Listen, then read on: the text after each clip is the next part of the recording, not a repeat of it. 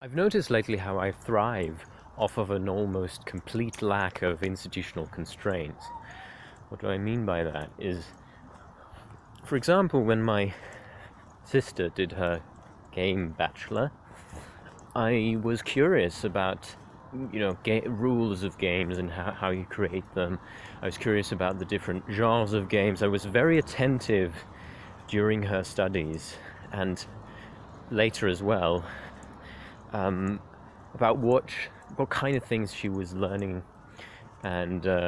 especially picking out for me the most useful parts. Another example, when my girlfriend was at university in Geneva, she started to study archaeology, and I was for almost half a year deeply, my time. I was deeply engaged, and my time spent, I think, was it just was a large amount of time spent also studying archaeology, reading books about archaeology, following closely what she was doing. Same with her Chinese studies. I started reading primary source materials that she didn't have to read, but that were mentioned very, very briefly, almost not at all in her course. And I started reading, picking out, as I said before, the parts which I need for my own, I used for my own development, my own cultivation of the discipline. Same with Chinese. I can repeat the same exact thing when Maeva was studying Chinese, and the more she studied Chinese, the more I got interested in hopping on the bandwagon, so to speak, without any institutional constraints holding me back. And every time I decided that I had to, adapt and change and discipline and go to the discipline I was actually spending my time studying and reading books about, it was at that time that I noticed how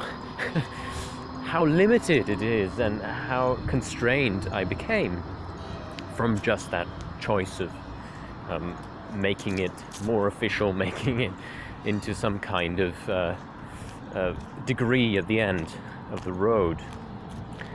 So it's quite sad the state at which the university is today, and doesn't allow me to really study what I am studying. It doesn't allow me to study what I would like to study, but I'm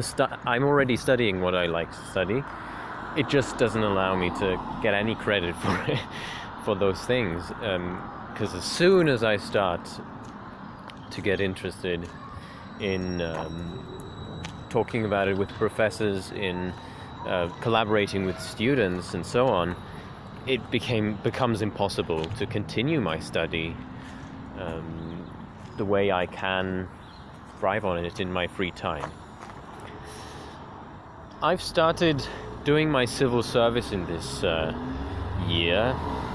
a school year, starting in August, and here again, the fact that I've managed to secure a 42-hour week, civil service job in a way that lets me innovate and actually think about what I'm doing there, and produce my own stuff and do it my own way. To some degree, not for 42 hours, of course, but let's say for 10, or for maybe even for 15. Let's be generous. That is it's night and day if you imagine what I would have to go through if I had no artistic liberty, no scientific liberty, or whatever didactic liberty of how you want to put it. I'm on a streak with inventing new games, now kind of combining several things, including, my interest in developing, in knowing how to develop games when my sister was studying, my interest in the Chinese language when my girlfriend Maeva was studying it, and now, I'm entirely free to use some of my time to develop new ideas for didactic games, that I can play with my class, my Chinese class, and somehow integrate into a sensible course for actually learning Chinese. I'm developing games with, for instance, the vocabulary that we see in class, that we use, that I enunciate, pronounce, and we sing about, and we look at the etymology of, and we, words, which is the essence of my course. These games, I think, they become quite a joyous, they have this kind of positive existence during my time as a civil servant, alongside other creative endeavors, including just sometimes the freedom to think about, what would I draw if I had the time to draw, and then being able to sit down with 6 kindergarten students, kindergarten, how do you say, pupils for this young age, and who have to draw something, and I can draw whatever next to them while I just kind of supervise a bit during the period, during a certain hour where that is what my work consists of. Well, that artistic freedom too is interesting and delightful. I also, in my free time now, and without being able to use my civil service time for that, because I haven't been quite as good as at it, I'm sure if I were better, or if I were a bit more forceful about it, I could manage to integrate it somehow into my civil service. I'm sure if I were, quicker-witted and better able to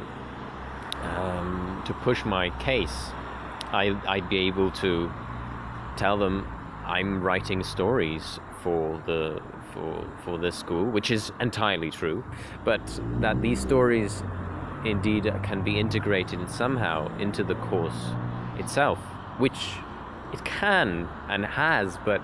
not to the extent that I'm comfortable actually putting that forward as an argument for why that time spent writing is actual, civil service time that I wouldn't be doing otherwise, which is true. To some degree, if I weren't in this civil service, I wouldn't be doing it. If I weren't actually focused on becoming a better childcarer, educator, father, that would be my priority right now, to write stories about philosophers in dialogue with animals. An idea which comes from, who guessed it, Eisel Mazard and his fables of Socrates talking to animals, and a pineapple, apparently. But I've developed my own kind of spin on it, quite a spin that almost has very little to do with the trying to make Socrates important again within children's storybooks in Europe. What I really have tried to do is make kind of Chinese ancient philosophy salient to today, and I connected also with my critique of the Swiss Constitution, or critique of European statehood as it is, or just generally, you know, cultural politics in Europe. I could say more on this, but it should be a separate video. Now, this is more or less what I've tried to say, and I think my second tram is going to go away without me in it, which is delightful.